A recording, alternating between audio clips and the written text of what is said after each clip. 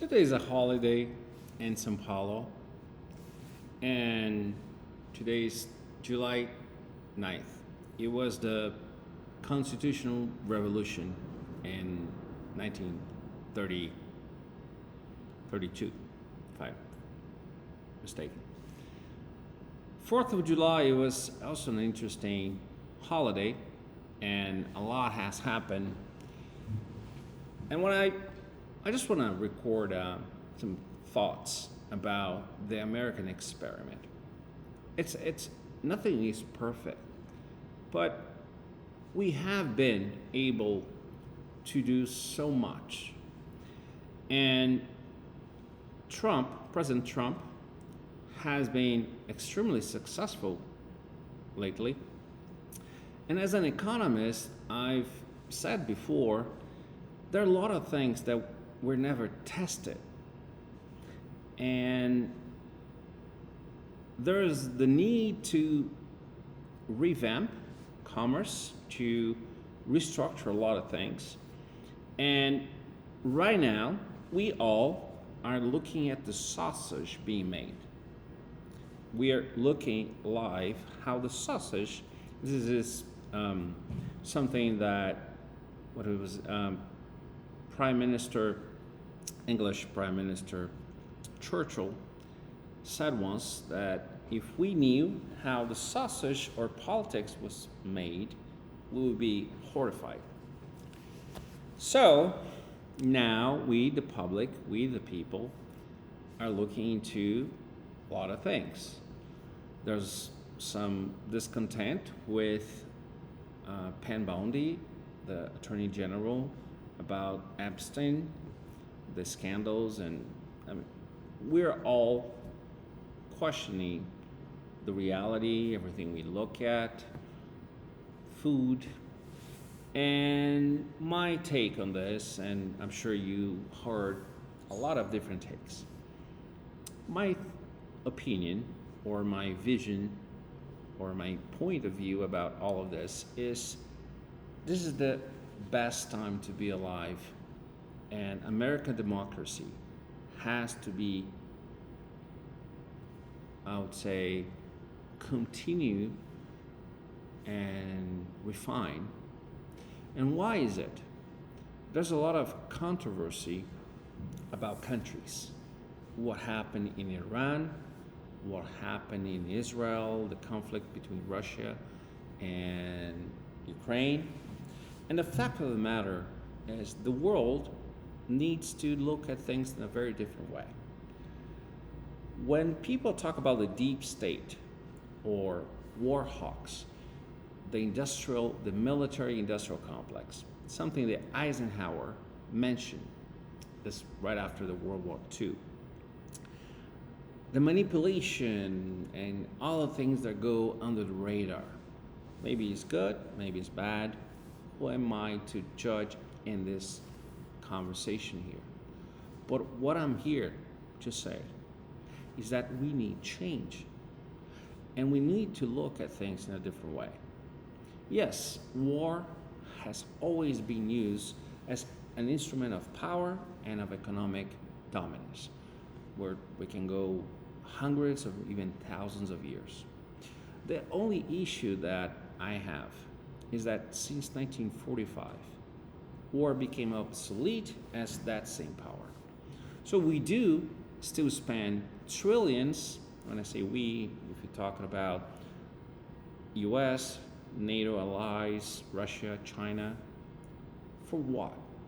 So that if we really start to fighting, Russia against the US, Russia, China against the US or Europe, whatever. Look at what's happening in Ukraine. Hundreds of thousands of people on both sides dying. The same thing that's happening in Gaza.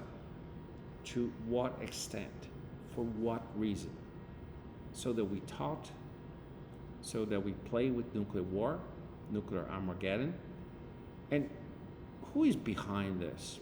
And when I look at Tucker Carlson or a few other people mentioning some demonic forces, one has to think, because if you're looking for making money, you can sell weapons, you may want some stability, you may want to overthrow this or that government in Africa, in Central America, in Latin America, but you definitely do not want to end the world. We, the people, hold the power. That's true. But we elect, and we have elites, and we have government structures. And that is the American experiment. The change was that the government would be by the people and for the people. Have we achieved that? Yes. We have gone a very long way. In Brazil, we are living under a very weird type of political system. And this week, President Trump mentioned that they should leave President Bolsonaro alone. He has been prosecuted, lawfare, and everything.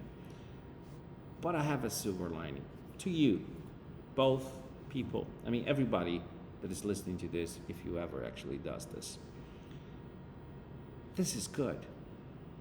I walk on the streets here in Brazil, and I see people, common people, in a pharmacy, in a bakery, working individuals, not just elites, discussing the separation of power, the role of the judiciary in a democracy. When people are reacting, when I say people, like common individuals, people that their main business is not political discussions, and they're having conversation about what this Brazilian justice said in Europe a couple of days or a week ago, that this century is going to be the century of the judiciary, not of the legislative, right? The people that are elected to represent us. And in Brazil, we did copy the American political system. So once again, I'm very optimistic because we are starting to look into how the sausage is made. And that's good because that's going to preserve the system in a sense that we're going to have to evolve. You can stop technology. You can, as they want, to regulate internet. You can regulate speech in Brazil. But that's not going to take us to the next level. And to the people that have always ruled countries or the world or parts, it is time to evolve, and they will adapt. And it is time for us to stop really playing with a nuclear Armageddon. I understand you guys are making trillions of dollars selling weapons and sometimes not selling them, sometimes creating incredible and unique ways of killing people, and that's really bad, I think, when we could use these resources to something else. In essence, you guys can make money doing anything else. War is destruction, and we can really destroy something and then make more money by rebuilding it. That's really what's going on in a lot of these past wars. And we can also play proxy wars. We understand this. I'm a political scientist and I understand the nuances. And people do want to know the truth, and sometimes they don't really want to know the truth. That's a fact. The truth is ugly sometimes. And when we look at history, sometimes we really wish we were just ignorant. So, past few days, a lot of people are talking about in the US about Epstein files, and it's kind of weird what we receive as information, but most likely there were intelligence apparatus behind it, and that's a good thing because sometimes clandestine information has bring important things to the world, sometimes not.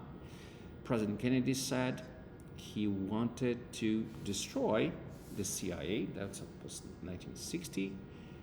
We all know what happened to him. He was assassinated 2 years or 3 years later. His brother, the Attorney General and frontrunner for the American presidency, was also killed. Well, one can think that hopefully President Trump, who has been targeted twice for assassination, fortunately unsuccessful, will have a hard time bringing all these forces together. But if one person can do it, he probably is the person. Because he's in a unique position, both politically, but also as a negotiator. And that's my criticism with Elon Musk. I wouldn't say really, just my opinion.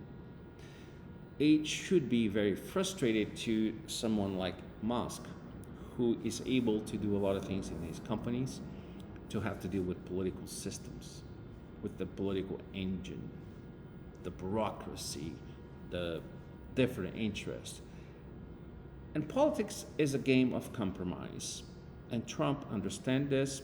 That's why he understood the bill couldn't be perfect, because perfection is the biggest enemy of action.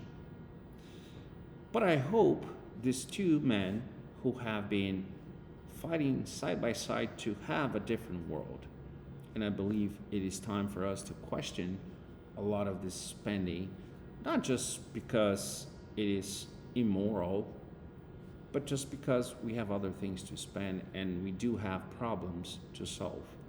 There are problems in Ohio, there are problems in Cleveland, there's problems in Boston, and throwing trillions of dollars in foreign wars, at one point, American citizens would say, okay, should we take care of our problems first?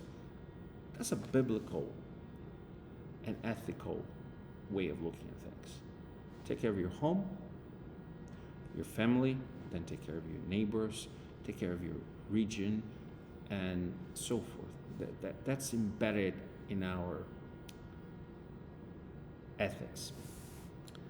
It is really important that we have this conversation, that we actually have technology. I'm not afraid of AI. I'm hopeful because all this is coming to fruition. We are beginning to question every single thing. How do you know I'm a real person? That I'm not an AI agent just saying things that it's just a mix of information? Well, I believe you will understand the difference. And I'm bringing a conversation about change for us to look at things with more hope. Indeed, Americans, and I would say a lot of people around the world, are more hopeful. We're still consuming a lot of crap. Let's be honest. A lot of the things that we look at in the media, and I could say in Brazil, I could say in Europe, in the US, but more and more people are understanding that it is just crap, you know? And that's good. We are understanding. The common folk, the people in general, are looking at political discussions and political interests, and they understood, they're getting it. It's not about them. They ask for the vote because that's how the system is set up. And maybe if they start asking questions, they will change the system. And that's how the judiciary came in, not only in Brazil, but in the US as well. So where you have judges, district judges that have stopped Trump's policy. But what about democracy? I've worked with some of these Democrats, and I'm ashamed. I just can say, I was fooled. I was fooled for a lot of things.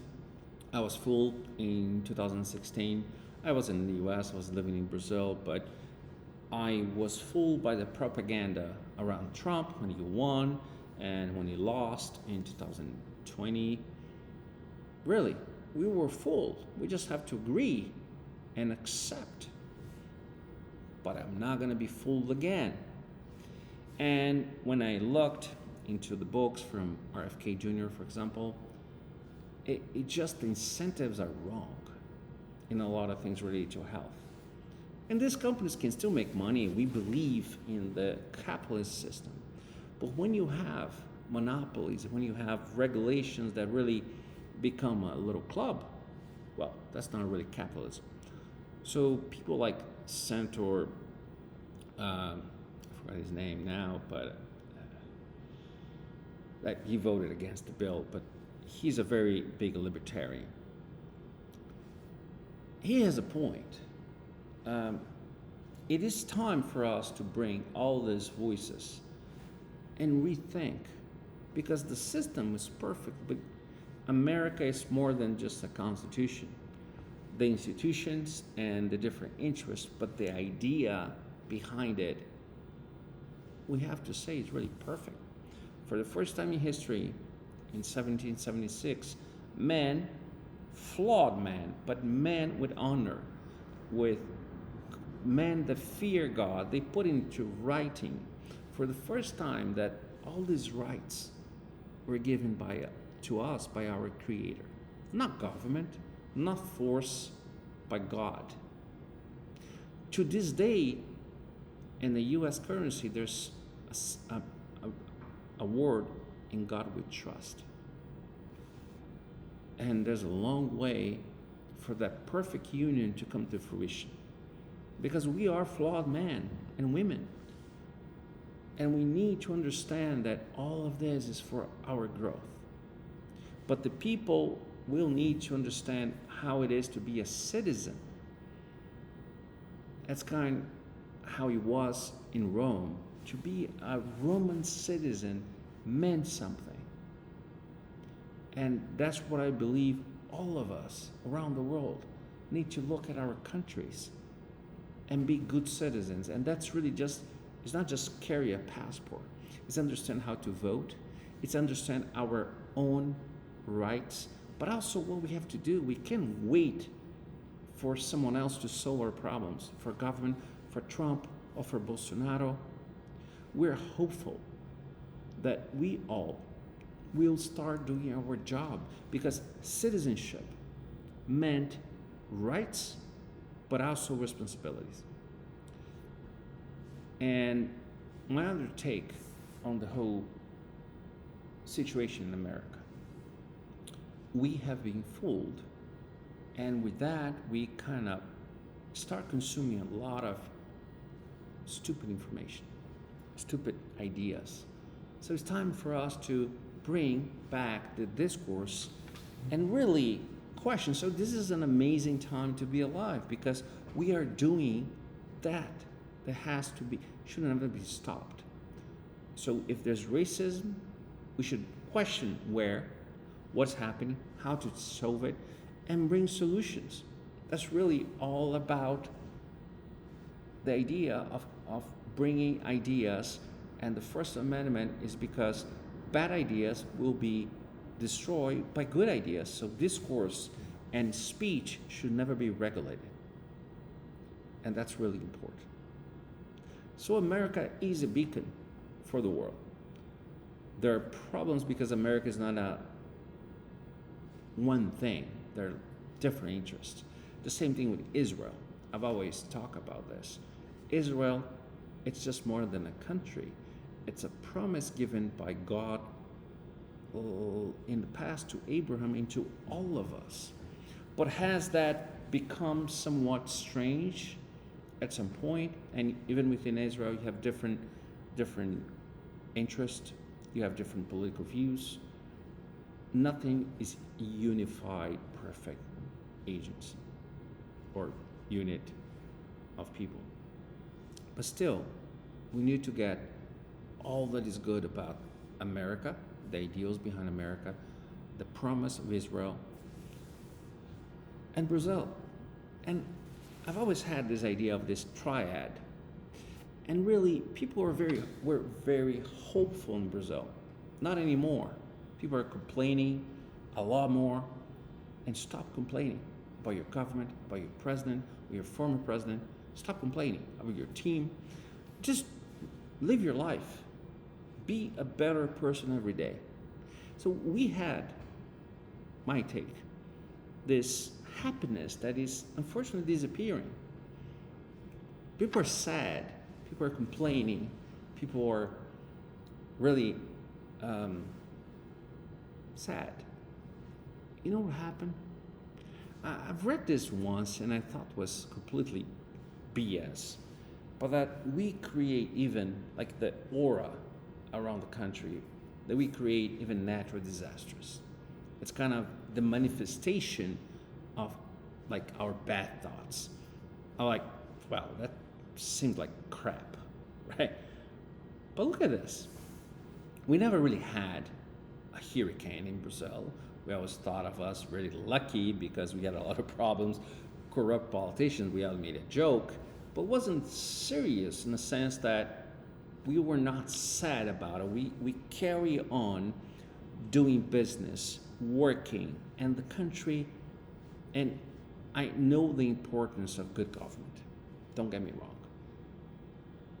But when the psyche of Brazilians became to demolish and maybe losing hope, and really this dichotomy, and it starts 2002 with Lula, and this division, visceral division between one side and another side, etc., became more and more, and you can see that in America too. People are hating each other. Neighbors, they should believe in each other, but they're hating each other. So it's good that Trump brought back some patriotism, but also an idea of bringing back that union. You know, we start having a lot of natural disasters. So maybe that's not related.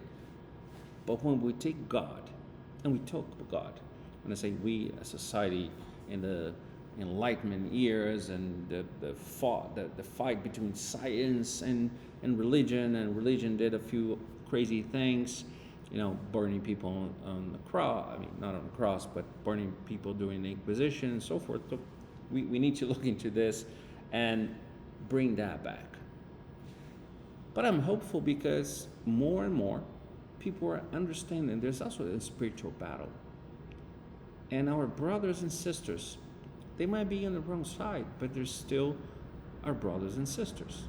And maybe they will worship God, and maybe they will worship the devil. That's part of the plan. We are only obligated to take care of our own life and our family. Hopefully we can help more people, but we need to bring a message of hope. And that's why I believe President Trump did such an amazing job. He is questioning status quo in everything. As an economist, I saw a lot of economists talking about tariffs as if we ever tried the same policy. But most importantly, when the Democratic Party talks about democracy on one hand, and a person who has been democratically elected on those ideas and that policy, he should have the right to execute. And if it doesn't work, you vote him out of office. That's what democracy means. It's not a king, despite some people calling him a king. A king would have just done things in a different way. I mean, we have the history of France or England to look at, or any other kings. But those are more recent, and that's why, and that's really the orange of the start of the American Revolution, because he didn't want to have a bad monarch. You had good kings, bad kings, you know, but a president is not a king because he has a shelf life. Until FDR, he could just get reelected. But after FDR, he can have 2 terms, and there's a constitution amendment on that regards. And whether it's 2 consecutive terms or whatever Trump is thinking about a 3rd term, I'm not familiar with the argument, but you have 2 terms.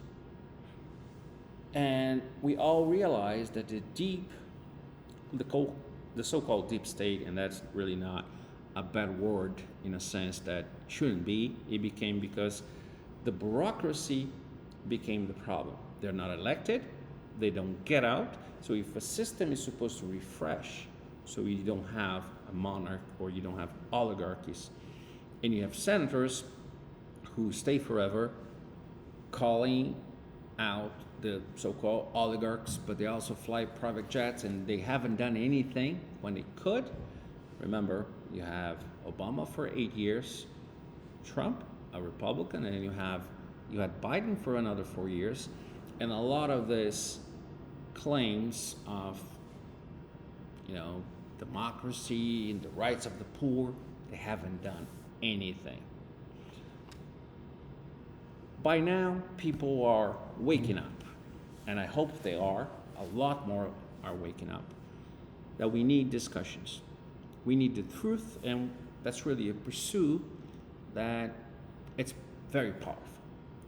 We ask questions, we receive answers, we have bad ideas, good ideas. That's the marketplace.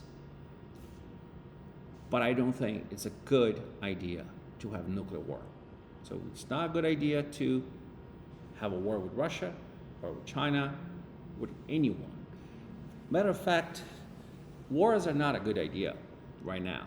We should be evolved, sufficiently evolved, that we can live together, we can have trade, we can disagree on a lot of things, we can have our own kind of side of the chessboard. We should not tell other people how to live, right? So if the Chinese want to have their system, well, that's their history. They've had kings and emperors for thousands of years. And if other places want to have democracy, like us in Brazil or the US, that should be their prerogative. And the system in the US, the revolutionary idea is the protection of minorities. And I agree that we took that too far recently, and DEI became a bad thing, and we should all look into this and say, okay, it was horrible. We start mutilating kids. We had men playing women's sport, totally contrary to Title IX and to the idea behind Title IX.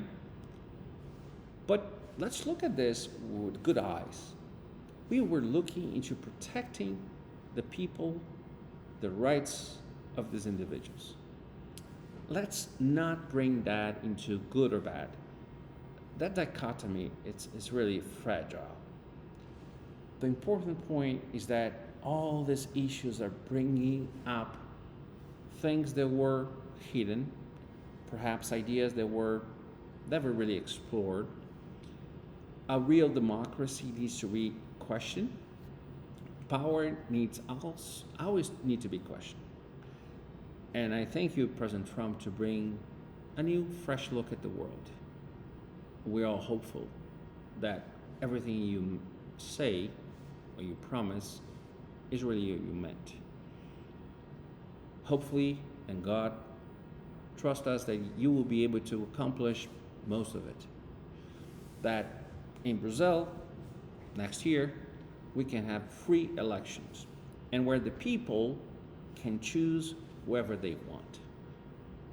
If it's Lula again, if it's Bolsonaro, but let's not play the game,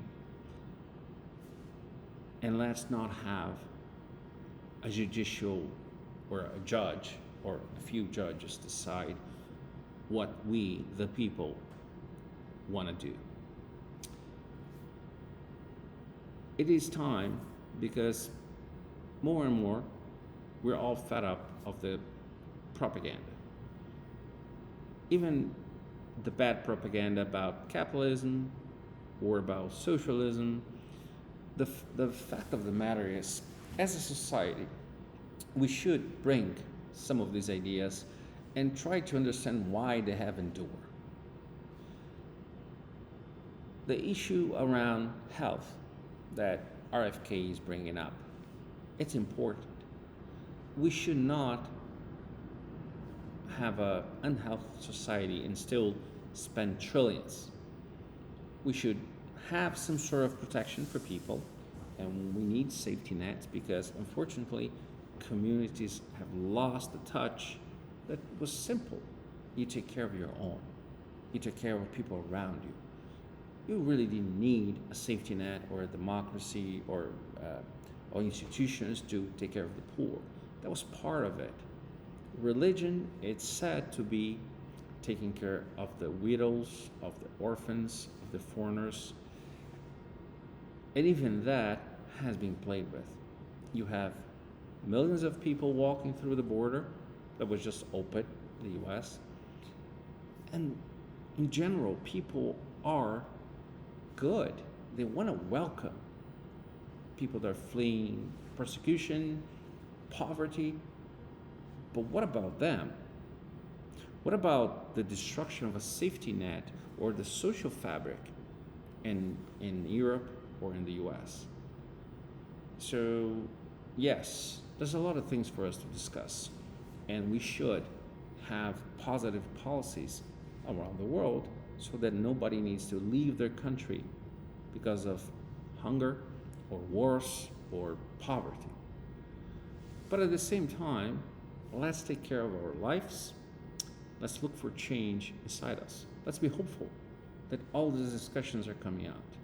Let's not fight with our brothers and sisters about politics. Let's agree to disagree. And one of the great examples that I was able to see was Ted Kennedy. He was one of the fierce and most effective senators, Democratic senators. He never had such a what we look at today, that senators from from both parties don't talk to each other. It is time for all of us to take a good look around everything that we were able to build and make a few changes. Yes, war was a good thing, a good business. Some have made trillions, but now it kind of has a very negative drawback. It's called nuclear Armageddon. So let's pivot. Kodak stopped making films, and Fuji didn't go bankrupt. Became, instead of film, they are very big in imaging, medical imaging. All the technology were able to kill faster, kill longer, kill more people, kill in one way, drones and everything. This is kind of outside science fiction. What do we do with that same technology? Instead of killing, we're trying to build something. Just a crazy idea I'll throw here on the internet. All those trillions into improving humanity. I guarantee you we will make gazillion trillions, because if we're all dead, unless we get to go to Mars soon, not gonna work. And I'm not joking. This is either a Luciferian idea to destroy the world, but the people that are making the money, they will spend where? You will make a bunker. Okay. And you will fight the zombies like the movies. Is that really why you're making trillions? Just remember, if you have trillions today, you're the richest man in the world. You're dropping an island. There's no place, nobody, no phones. You're literally the poorest person because you probably don't know how to survive or to fish or to plant, and you're probably gonna die. So it's kind of the same idea. So if you think that today, if you're in a desert island or in the middle of a forest, you can die even though you have all the resources, just think if the whole planet has been gone through a nuclear Armageddon. Something we lost into this, but I believe there's just, a period of transition. Happy 4th of July, America. All these discussions and the history that you gave us is good. the good and the bad make up for an amazing 250s year old country. 1776. What an amazing thing people, when they have the same dreams, the same hopes, the same objective, we can accomplish. If a few families in the US were able to do all of this, recent, and then you have history around the world before, could you imagine what we all could do together? And hunger, and poverty, and stupid deaths. I pray that we will reach this time, and maybe we won't, but at least we should try. God bless us all. God bless America for 4th of July, for the Independence holiday. God bless Brazil, our judges, our politicians, because you probably don't fear a lot of things, but you should definitely fear God. A lot of people, much more important than you, had that in mind. Have a good one, and hopefully we will see each other next time.